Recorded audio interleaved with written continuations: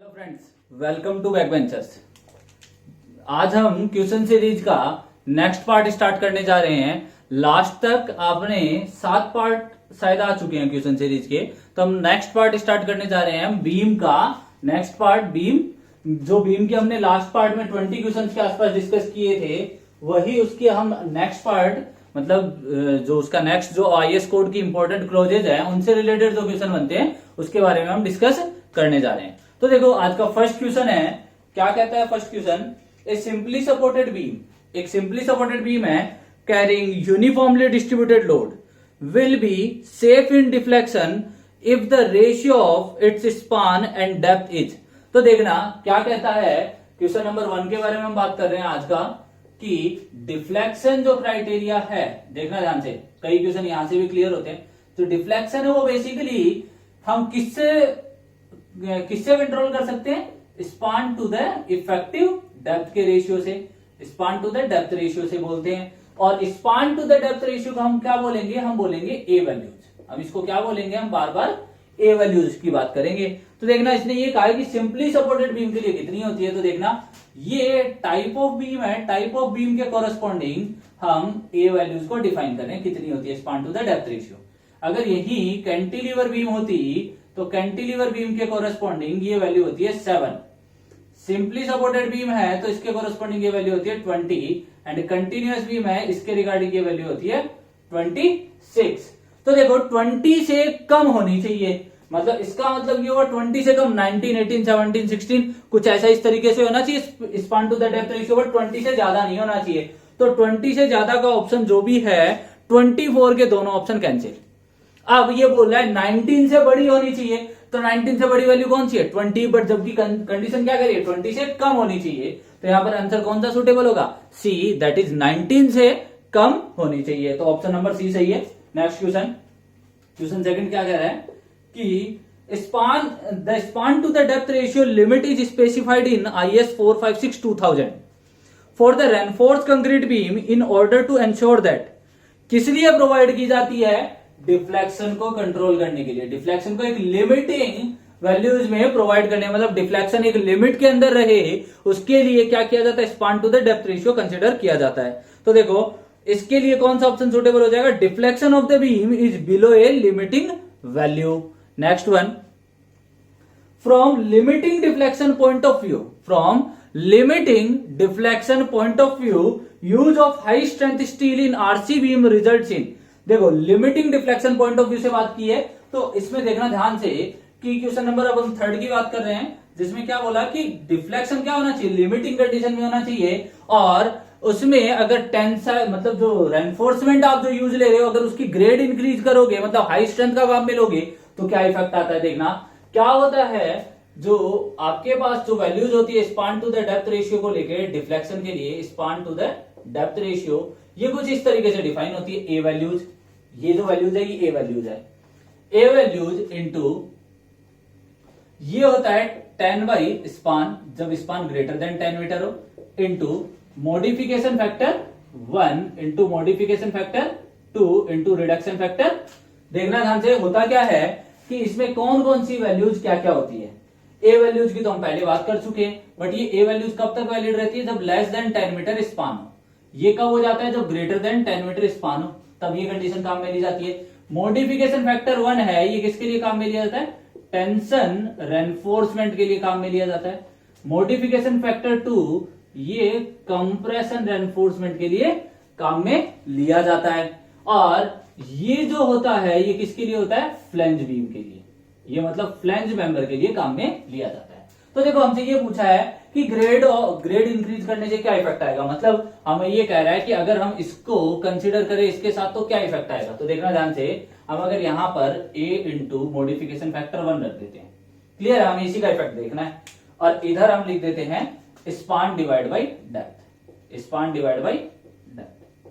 अब देखना होता क्या है, मॉडिफिकेशन फैक्टर आपको कैसे समझना है इसको, तो कोड में कुछ इस तरीके से एक टेबल दी हुई है इसकी मॉडिफिकेशन फैक्टर की।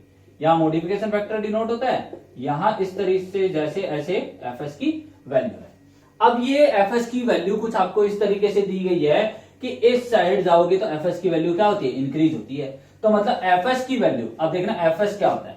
एफएस का फॉर्मूला होता है 0.58 FY into AST required upon AST provided. तो AST जितना प्रोवाइडेड है और AST रिक्वायर्ड है उसके साथ 0.58 FY।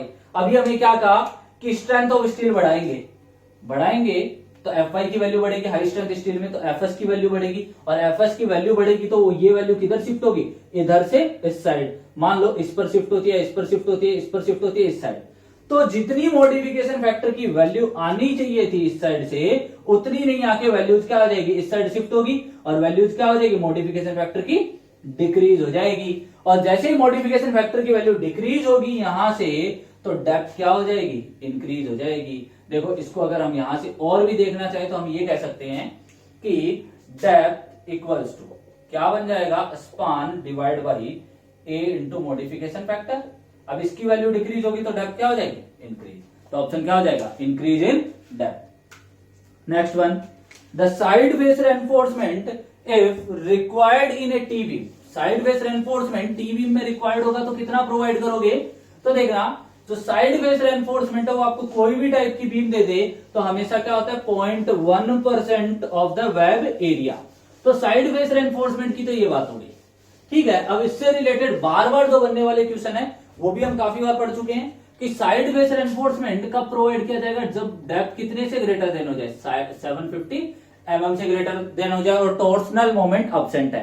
अगर टॉर्सनल मोमेंट प्रेजेंट है और डेप्थ जो है वो ग्रेटर देन 450 mm है, तो उस केस में भी क्या हो जाएगा, आपको साइड फेस रेनफोर्समेंट प्रोवाइड करना होगा। साइड फेस रेनफोर्समेंट कितना होता है, 0.1% of web area. Next one, ये इसके अंदर सेंटर टू सेंटर स्पेसिंग कितनी होती है, तो स्पेसिंग कितनी होती है 300 mm, और विड्थ ऑफ वेब जो भी लेसर देन, जो भी less value width of web. देखो स्पेसिंग में हमेशा कम वाली वैल्यू कंसिडर करनी होती है, ज्यादा वाली वैल्यूज नहीं लेनी होती। नेक्स्ट क्वेश्चन, तो इसके लिए क्या हो जाएगा, option A. Next one, a reinforce cantilever beam of span 4 metre has a cross section. 4 metre का स्पान दे रखा है, क्रॉस सेक्शन दे रखा है 150 into 500 mm। If checked for lateral stability and deflection, the beam will fail in deflection, fail in lateral stability, fail in both deflection and lateral stability। और next दे रखा है कि दोनों के अंदर ही क्या हो जाए, पास हो जाए। तो देखो क्या दे रखा है, स्पान दे रखा है, तो स्पान की वैल्यू कितनी होती है, स्पान की वैल्यू कितनी गिवन है, 4 मीटर। मतलब हम क्या कर सकते हैं, इसको 4000 mm लिख सकते हैं। यहां पर आपको एक चीज और दी गई है, क्रॉस सेक्शन मतलब बी की वैल्यू दी गई है 150 mm एंड डेप्थ की वैल्यू गिवन है, अगर आप डी ये मानते हो 500 mm। तो देखो फर्स्ट वन कैंटिलीवर बीम है, टाइप ऑफ बीम कैसी दी गई है, कैंटिलीवर बीम है। तो कैंटिलीवर बीम के लिए जो span to the depth ratio होता है वो क्या होना चाहिए, span to the depth ratio should be less than 7, और लेस देन 7 होना चाहिए। क्या हम निकालते हैं यहाँ पर 4000 डिवाइड बाई 500 क्या आ रहा है, क्या ये अजम्पशन सही है, यहां से इसको कट करेंगे तो यहाँ वैल्यू आएगी 8। क्या 8 7 से छोटा है, नहीं है, तो इसीलिए क्या हो जाएगा, फेल इन डिफ्लेक्शन। हम यहाँ पर ये कह सकते हैं, मतलब ये फर्स्ट ऑप्शन तो सुटेबल है क्या, बट उसके अंदर इसने एक कंडीशन और दे रखी है, फेल इन डिफ्लेक्शन, और थर्ड ऑप्शन दे रखा है fail in deflection as well as fail in lateral stability. तो फेल इन लेटरल स्टेबिलिटी है क्या, तो सेकंड कंडीशन जब हम लगाएंगे, लेटरल स्टेबिलिटी के लिए क्या होता है, कैंटिलीवर बीम के केस में 25b और 100b² है, उसकी जो वैल्यू है वो हमेशा लेस देन होनी चाहिए क्लियर स्पान से। तो देखना ध्यान से, यहां से हम इनकी वैल्यूज निकालते हैं, तो 25 into 150 ये कितना आ रहा है, बी कितना दे रखा है 150 mm, तो 3750 mm should be less then 4000 mm। यहां पर तो चेक ओके हो गया। यहां देखते हैं 100 into 150 डिवाइड बाई डी की वैल्यू कितनी हो जाएगी 500 mm। तो कैंसिल आउट करेंगे यहां से इसको कैंसिल आउट करेंगे 30, ये आ गया 4500 mm, जो क्या आ गया ग्रेटर देन 4000, और अजम्पशन यहाँ पर फेल हो गया। तो इसका मतलब ये फेल लेटरल स्टेबिलिटी में भी हो रहा है और एज वेल एज फेल किस में हो रहा है, डिफ्लेक्शन में भी हो रहा है। तो ऑप्शन कौन सा सुटेबल हो जाएगा, सी। नेक्स्ट क्वेश्चन देखना ध्यान से, यहाँ पर ऑप्शन कौन सा हो जाएगा, fail in both deflection and lateral stability. Next question, the final deflection due to all loads including the effect of temperature, creep and shrinkage and measured from as cast level of supports of floors roofs and all other horizontal members should not exceed। देखो दो type के आपको deflection याद रखने हैं। एक तो होता है फाइनल डिफ्लेक्शन, एक होता है जिसके अंदर देखो दोनों में पहचानने का तरीका, पूरा स्टेटमेंट पढ़ने की जरूरत नहीं है, आंसर इसी से लगा सकते हो। एक में आएगा फाइनल डिफ्लेक्शन पूछेगा और एक में आपसे ये पूछेगा पार्टेशन वॉल नाम कंसीडर होगा, पार्टेशन वॉल। इसका मतलब जब फाइनल डिफ्लेक्शन की बात करेगा तो फाइनल डिफ्लेक्शन क्या होता है, स्पान डिवाइड बाई 250, और जब भी पार्टेशन की बात करेगा तो ये कितना हो जाएगा, स्पान डिवाइड बाई 350। क्लियर है? तो यहां पर जब पार्टेशन वॉल बना लोगे, मतलब इसने ये क्वेश्चन में ये पूछा जा सकता है जैसे इसने ये पूछा था, final deflection due to all loads including the effect of temperature, creep and shrinkage and measured from as cast level of support of floor, roof and all other horizontal member. सारे हॉरिजॉन्टल मेंबर का जो final deflection है वो किससे, span by 250 से कम होना चाहिए always, इससे एक्सीड नहीं करना चाहिए। और सिमिलरली अगर यहां पर दे देता है the deflection due to all loads including the effect of temperature, creep and shrinkage and just erection of partition wall, मतलब आपने पार्टेशन वॉल बनाई है, उसके इरेक्शन के जस्ट बाद में आपको डिफ्लेक्शन पूछता तो स्पान बाई 350 और 20 mm whichever is less, जो भी होगा वो कंसिडर कर लेंगे। तो यहां पर स्पान बाई 250 आंसर करेक्ट होगा, और स्पान बाई 350 कब लगाना है ये भी आपने देख लिया। Next question, a T beam behaves as a rectangular beam of width equal to its flange if its neutral axis is।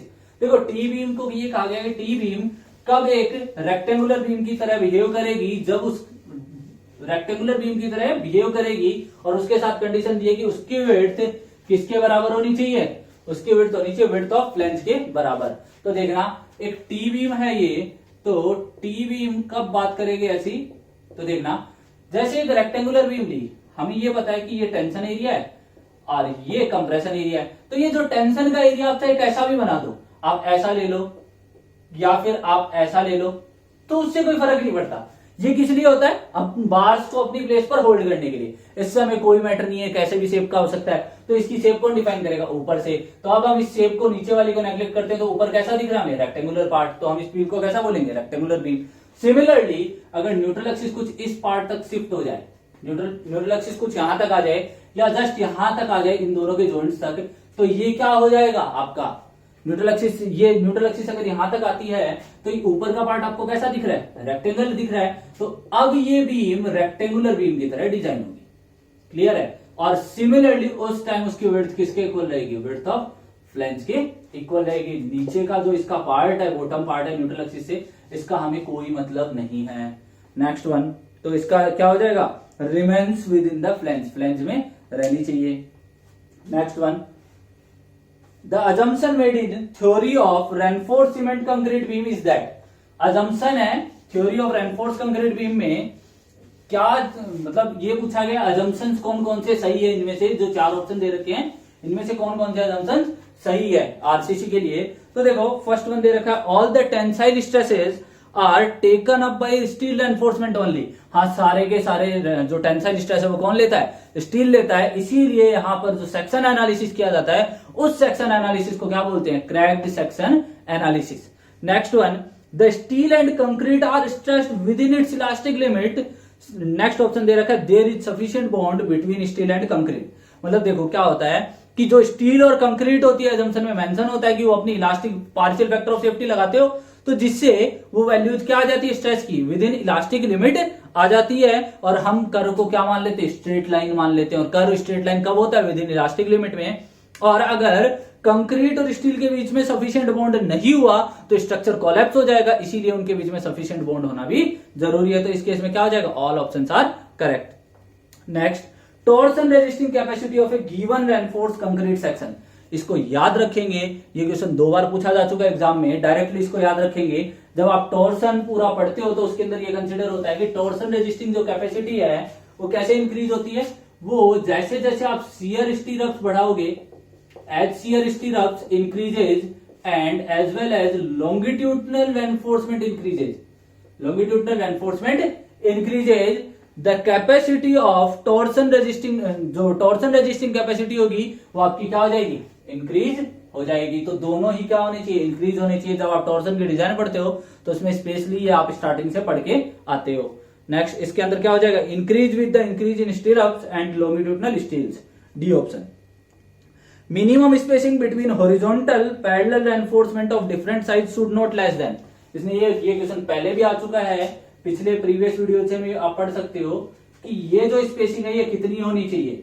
ये स्पेसिंग क्या होनी चाहिए, nominal size of aggregate plus 5 mm, इससे कम नहीं होनी चाहिए, और should not be less than 1 dia of thicker bar, 1 dia of thicker bar, इससे कम नहीं होनी चाहिए। तो आंसर क्या हो जाएगा, 1 डाया ऑफ थिकर बार। अब यहां पर अगर आपको यही पूछ लेता वर्टिकल का, तो वर्टिकल भी बता रखा है मैंने कि should not less than 15 mm, should not less than 2/3 times of nominal size of aggregate, और should not be less than 1 dia of thicker bar, 1 dia of thicker bar, इससे कम नहीं होना चाहिए। अब यहां पर नॉमिनल साइज ऑफ एग्रीगेट भी याद रख सकते हो। नॉमिनल साइज ऑफ एग्रीगेट कितनी होती है, 20 mm as per IS 456।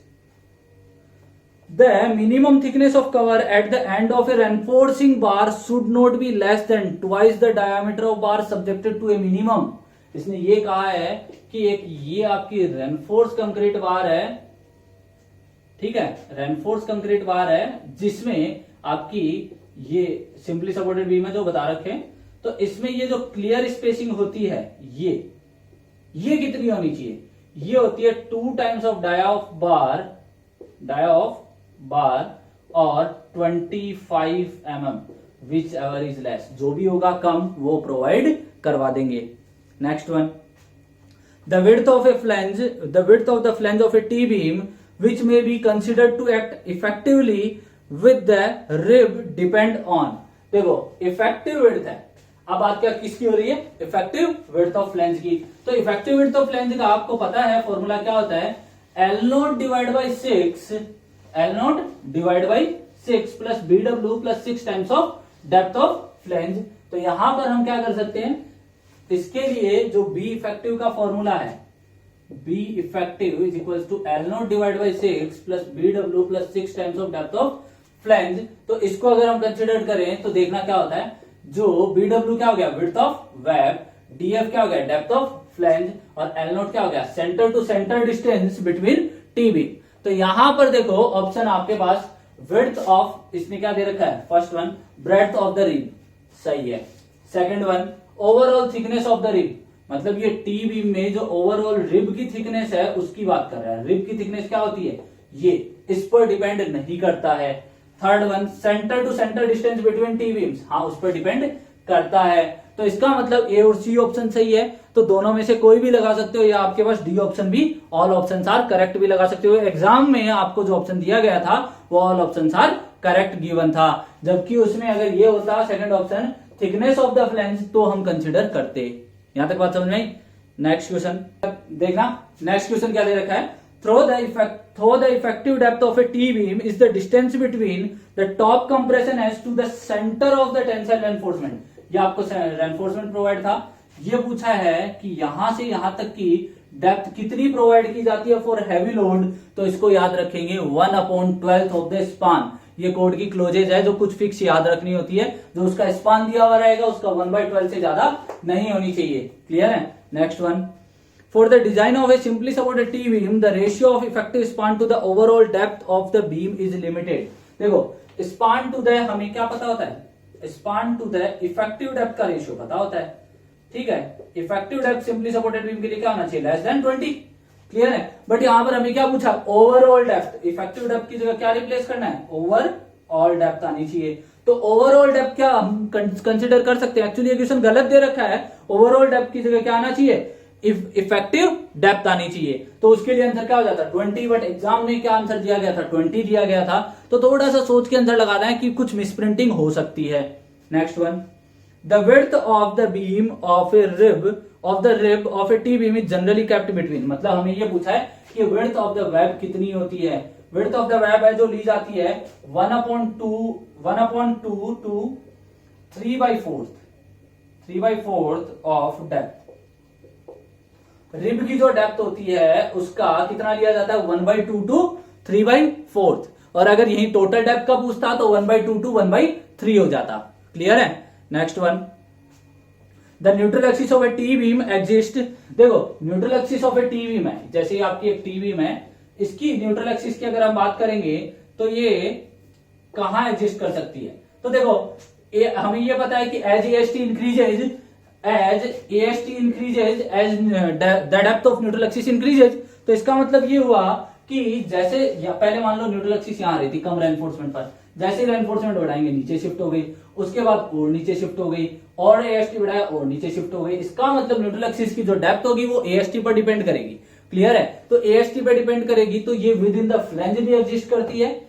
Eight the bottom edge of the slab, इसको क्या बोलेंगे, bottom edge of the slab पर भी कंसिडर होती है, और बिलो द स्लैब भी कंसिडर होती है, कहीं भी आ सकती है। All options are correct. Next one, the permissible compressive stress in concrete is 50 kg पर centimetre square. Permissible stress concrete में कितना दे रखा था 50 kg पर centimetre square, and the tensile stress is 1400 kg पर centimetre square, and the modular ratio is 18। The depth of the beam is. तो देखो डेप्थ किससे गिवन होती है, डेप्थ दी जाती है moment of resistance upon QB. Q क्या होता है हाफ ऑफ सी जे के, और जे क्या होता है 1 माइनस के बाई 3, और के क्या होता है आपका m into C upon T plus m into C. तो देखना हमें जो वैल्यूज गिवन थी वो क्या क्या गिवन थी, वो वैल्यूज गिवन थी आपको, फर्स्ट वन जो वैल्यूज गिवन थी यहां पर लिख रहा हूं, सी की वैल्यू थी 50 kg पर सेंटीमीटर स्क्वायर, टी की वैल्यू थी 1400 kg पर centimetre square, and modular ratio is 15। Clear है। तो यहां पर रखता हूं सबसे पहले 15 इंटू 50 डिवाइड बाय 15 इंटू 50 है ना, हाँ नहीं सॉरी मॉड्यूलर रेशियो था 18, मॉड्यूलर रेशियो था 18 इंटू 50 प्लस 1400 प्लस 18 इंटू 50। ठीक है। तो यहां पर हम इसको क्या लिख सकते हैं कि इसको जब हम कैंसिल आउट करेंगे तो ये आ जाएगा 9 डिवाइड बाई 23। क्लियर है। यहां पर रखेंगे 1 माइनस 9 डिवाइड बाई 23 इंटू 3, तो ये आ जाएगा 60 डिवाइड बाई 69। यहां तक आ गया। अब देखो ध्यान से, यहां पर जब हम रखेंगे हाफ ऑफ 50 इंटू जे की वैल्यू रखेंगे 60 divide by 69 into 9 divide by 23, तो यहां से आपके पास आएगा 8.5 सॉल्यूशन करने पर। ठीक है। तो जब हम इस वैल्यू में रखेंगे तो depth is equals to moment of resistance की जगह इसने दिया bending moment divide by 8.5 into ये क्या हो गया ब्रेड्थ। ठीक है। देखना जब हम 1 डिवाइड बाई 8.5 करेंगे तो 0.1175 आता है answer, bending moment divide by breadth. तो ये आपके पास ऑप्शन इससे रिलेटेड आपके पास ऑप्शन क्या है 0.11765 into bending moment divide by breadth का होल स्क्वायर रूट। तो ऑप्शन नंबर ए सही हो जाएगा आपका। ठीक है। नेक्स्ट वन, हाँ देखो नेक्स्ट क्वेश्चन देखना, the advantage of reinforce concrete is due to. Advantage क्या होता है रेनफोर्स कंक्रीट को प्रोवाइड करने का, तो रेनफोर्स कंक्रीट को प्रोवाइड करने का एडवांटेज होता है कि वो एक मोनोलिथिक बिहेव दिखाता है। मोनोलिथिक का मतलब देखो दो टाइप से आप बीम डिजाइन कर सकते हो। First one is isolated, first one आप बीम कैसे डिजाइन कर सकते हो isolated, and second one is monolithic. और आजकल जितने भी कंस्ट्रक्शन होते हैं वो कैसे होते हैं मोस्टली मोनोलिथिक होते हैं। आइसोलेटेड आप जैसे स्ट्रिंजर बीम बनाते हो या स्पाइनल बीम होती है तो वो जो प्रोवाइड होती है स्टेयरकेस में वो आइसोलेटेड होती है। बाकी जितने भी बीम और स्लैब के कॉमन स्ट्रक्चर बनाए जाते हैं वो सारे मोनोलिथिक होते हैं, एक साथ डिजाइन किए जाते हैं। पहला यूज हो गया। दूसरा उसकी फायर रेजिस्टेंस और ड्यूरेबिलिटी भी अच्छी होती है। Next one economy because of less maintenance. Maintenance भी इसकी क्या होती है कम होती है, इसीलिए इसकी जो लेस इकोनॉमिकल होती है, मतलब इस पे ज्यादा पैसा इकोनॉमिकल होती है इसीलिए इस पर ज्यादा पैसा नहीं लगता है। ठीक है। नेक्स्ट वन, नेक्स्ट क्वेश्चन क्या कह रहा है आपका देखना, a similar reinforce concrete beam of width 25 centimetre and 70 centimetre depth, effective depth दे रखी है और एएसटी दे रखा आपको 18.75 centimetre square. If the modular ratio is 15 then depth of neutral axis is. देखो मॉड्यूलर रेशियो दिया मतलब वर्किंग स्ट्रेस की बात कर रहा है। वर्किंग स्ट्रेस मेथड के अकॉर्डिंग यहां रेनफोर्समेंट प्रोवाइड था जिसकी वैल्यू इसने दे दी 18.75 सेंटीमीटर स्क्वायर। ये कितना दिया आपको 25 सेंटीमीटर और इफेक्टिव डेप्थ आपको प्रोवाइड कर दी 70 सेंटीमीटर। क्लियर है। अब यहां से जब आप बात करोगे आगे 70 सेंटीमीटर पर आपको इफेक्टिव डेप्थ प्रोवाइड किया है, तो इसके कोरस्पॉन्डिंग आप जब बात करोगे न्यूट्रल एक्सिस निकालने की, तो क्या करते हैं, जो कंप्रेशन और टेंशन का एरिया है इसको हम m से मल्टीप्लाई कर देंगे, तो ये हमारे पास m टाइम्स ऑफ AST हो गया। तो इधर का जो एरिया है उसका न्यूट्रल एक्सिस के अबाउट मोमेंट लेंगे, इधर का जो एरिया है उसका न्यूट्रल एक्सिस के अबाउट मोमेंट लेंगे, इक्वल कर देंगे। तो देखो 25 इंटू XA, XA क्या हो गया, ये XA का स्क्वायर डिवाइड बाई 2, या फिर हम इसको ऐसा समझ सकते हैं XA इंटू ये कहां पर करेगा, मिड में, XA by 2 is equals to m into 18.75 AST into क्या हो जाएगा, यहां से डिस्टेंस देखेंगे तो d माइनस XA, तो यहां से क्या हो जाएगा d माइनस XA, और d की वैल्यू कितनी है 70, यहां तक हो गया। m की वैल्यू कितनी है 15। तो यहां से जब इसका सॉल्यूशन हमारे लिए थोड़ा सा कॉम्प्लिकेटेड हो जाता है सॉल्यूशन करना, तो हम यहां पर क्या करेंगे, ऑप्शन पुट करके रखेंगे, ऑप्शन पुट करके चेक कर लेंगे, हमारे लिए थोड़ा सा इजी हो जाएगा। पहले हम इंडिविजुअल एक एक ऑप्शन रखते जाएंगे, तो हम पहले 20 और 30 के ऑप्शन रखेंगे, तो हमारे पास जब इसको सॉल्यूशन करते हैं तो यहां पर जो XA की वैल्यू आएगी वो कितनी आ जाएगी 30 सेंटीमीटर। इस केस में कोई क्वाड्रेटिक इक्वेशन बन जाती है, इसीलिए हम इस केस में क्या करते हैं, ऑप्शन रख के चेक कर लेते हैं जब भी क्वाड्रेटिक इक्वेशन बन जाती है। Next question, axis of a T beam is below the slab, the relationship between the flange width B, depth of neutral axis N। देखो टी बीम हम बनाते जाते हैं, साथ साथ हमें क्या दे रखा है, ये एक टी बीम दे रखी है हमें, उस टी बीम में ये जो विड्थ दे रखी है फ्लैंज की विड्थ B दे रखी है। मान लो ये आपको न्यूट्रल एक्सिस की डेप्थ दे रखी है और ये दे रखा है न्यूट्रल एक्सिस की डेप्थ को स्मॉल है, ठीक है। The thickness of the slab is DS, thickness of the slab is DS, ठीक है। फिर ये दे रखा है effective depth of a beam is D, और ये AT दे रखा है, एरिया ऑफ रेनफोर्समेंट कितना दे रखा है AT, और ये कितना दे रखा है आपको D दे रखा है। क्लियर है।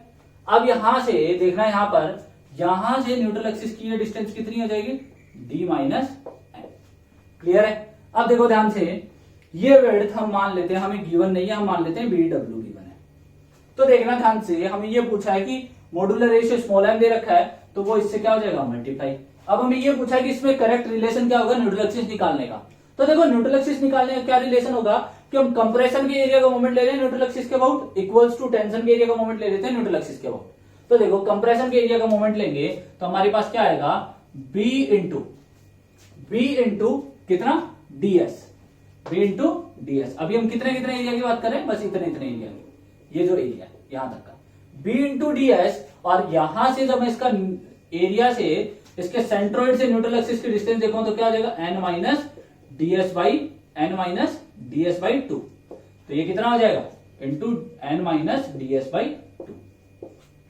क्लियर है। अब इसके बाद इसने क्या दे रखा है, इस एरिया की बात करते हैं। ये जो आपको दिख रहा है, देखना ध्यान से, ये वाला एरिया जो आपको दिख रहा है ये कितना है n माइनस ds। तो देखो यहां पर हम लेंगे तो plus BW into n minus ds divide by 2, ये हो गया इक्वल्स टू, टेंशन के साइड की बात करते हैं, टेंशन साइड एरिया कितना m इंटू AT, और डिस्टेंस कितनी है m इंटू AT, डिस्टेंस है D माइनस N। अब देखो हमें BW की कोई स्पेसिफिकेशन नहीं गिवन थी, तो इसीलिए ये वाला जो पार्ट होगा BW का पार्ट होगा, ये वाला पार्ट क्या हो जाएगा ओवरऑल, अगर मैं इसमें कमांड करूं तो ये वाला पार्ट पूरा इसने क्या कर दिया गया, नेग्लेक्ट कर दिया गया है। तो इसका मतलब आंसर कौन सा हो जाएगा, आंसर में जो हमें इतना इतना पार्ट गिवन होगा वो हो जाएगा, और आंसर इसमें कौन सा दे रखा है B into DS n minus ds by 2, A और C ऑप्शन है। अब उसके बाद m into AT D minus n, तो D माइनस n किस में दे रखा है C ऑप्शन में। तो यहां पर आपका कंप्लीट आज के क्वेश्चन होते हैं, इसका ऑप्शन क्या हो जाएगा C। Thank you so much, मिलते हैं नेक्स्ट वीडियो।